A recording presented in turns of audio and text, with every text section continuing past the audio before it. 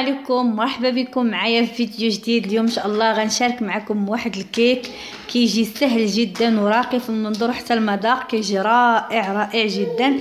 نتمنى ان شاء الله تجربوه ويعجبكم ان شاء الله. بالنسبه للمكونات انا غادي نحتاج كاس ديال الزيت، كاس من السكر، وكاس من الحليب والطحين حسب الخليط، معلقه كبيره من الكاكاو المر، 3 د البيضات، ودانون الشوكولا، وجوج خمارات حمرين. الطريقه البنات غتكون شويه مختلفه. انا غادي ناخذ الكاس ديال الخلاط الكهربائي كيف تتشوفوا، غنخوي كاس ديال الزيت،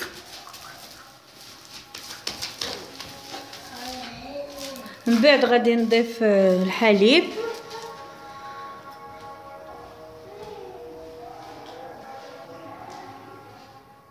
وغادي نضيف السكر حسب الذوق، والكاس راه ديال العنبه،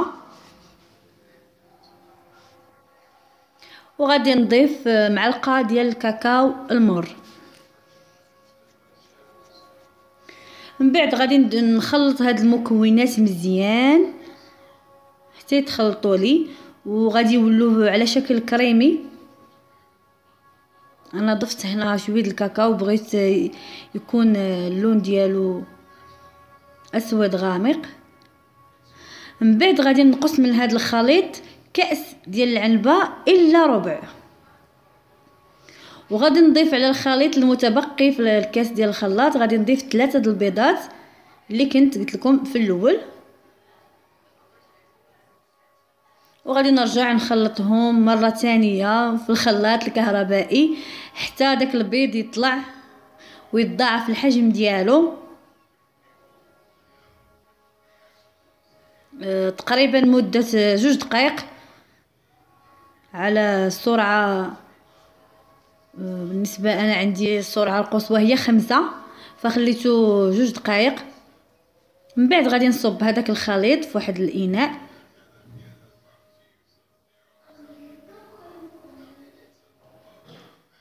الا بغيتي يكون غامق اكثر من هكا ضيفي الكاكاو. انا غادي نضيف شويه، بغيتو يجيني اللون ديالو غامق شويه على اللون اللي كتشوفوا دابا. ومن بعد انا الطحين هنا راني ديجا مغربلاه ودرتو في هاد الزلافه. صراحه سمحوا لي نسيت ما عبرتش لكم شحال ديال الطحين بالضبط، ولكن راه غالبا الكيك كيكون باين القوام ديالو كيف كيكون زعما تيكون باين. المهم ضفت هنا الخميره ديال الحلويات، وغادي نخلط المكونات مزيان، الطحين والكاكاو والخمارات اللي ضفت.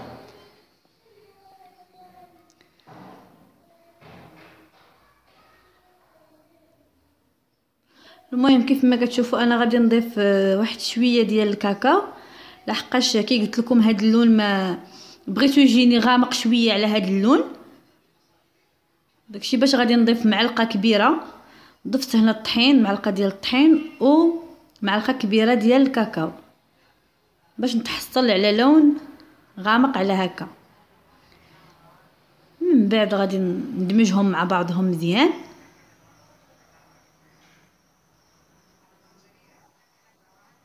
حتى يندمج لي داك الطحين مع الكاكاو والخليط. طبعا ما يكونوش دوك الكويرات لانهم هما اللي كيخلوا الكيك ما كيطلعش عفوا.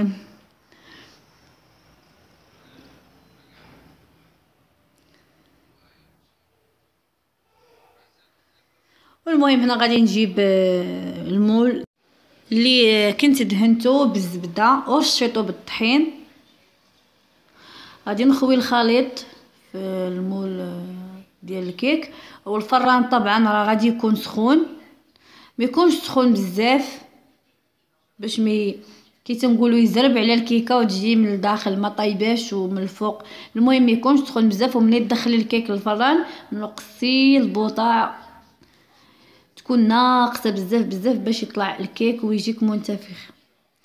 بالنسبه باش غادي نزين الكيك، انا هنا داك الكاس اللي كنت حيدت من الخليط الاول اللي كنت عملت، داك الكاس اللي كنت حيدت غادي نضيف ليه داني ديال الشوكولات ونخلطهم مزيان مع بعض. الا جاك القوام عاقد بزاف ضيفي له شويه الحليب، انا غنخليه بحال هكا ما غادي نضيف ليه حتى شي حاجه، ولكن الا جا خاطر ضيفي له الحليب ماشي مشكل.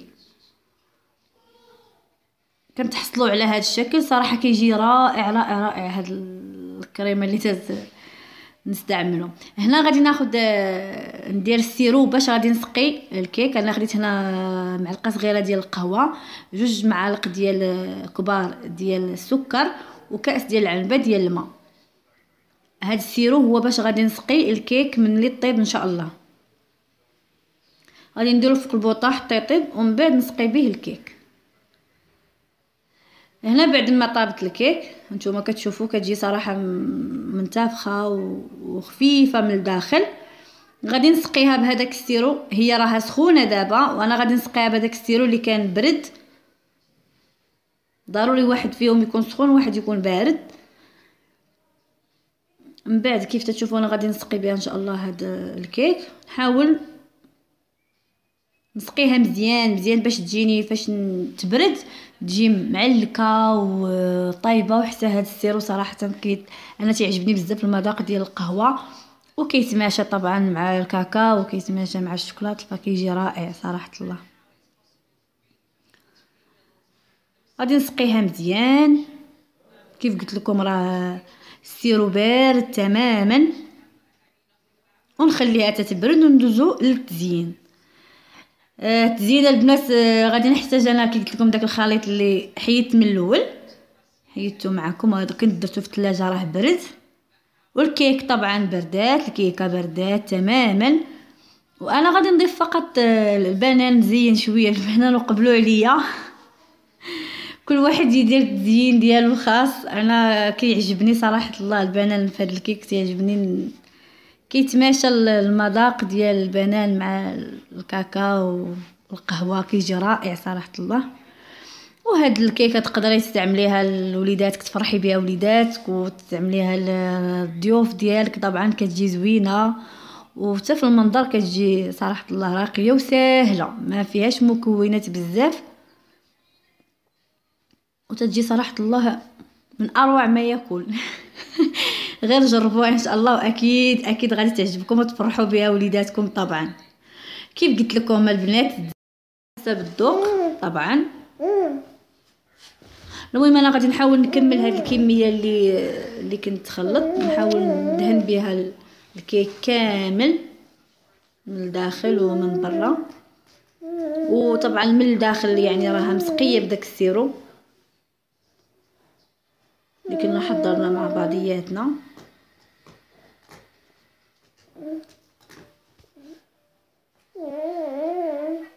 ومن بعد غادي نزينها انا بشويه البنان مقطع دوائر، وقبلوا عليا. نتمنى ان شاء الله الكيكه ديال اليوم تعجبكم وتجربوها وتنال اعجابكم والاعجاب ديال وليداتكم. وانا متاكده الوليدات الصغار كيحماقوا عليها لانها كتجي زوينه، وحتى الكبار اكيد غادي تعجبكم ان شاء الله. وشكرا لكم بزاف بزاف على التعاليق ديالكم الزوينه، وعلى التعاليق صراحه اللي كتفرحني وكتسعدني. شكرا لكم بزاف بزاف. وصلنا لنهايه الفيديو، ونتمنى ان شاء الله الكيكه ديال اليوم تعجبكم وتروقكم. ولا ما تنسايش الا عجبك لا فيديو ديري جيم واشتركي بالقناه وفعلي الجرس باش يوصلك كل جديد ان شاء الله. شكرا على المتابعه، ونتلاقاو في فيديو جديد ان شاء الله.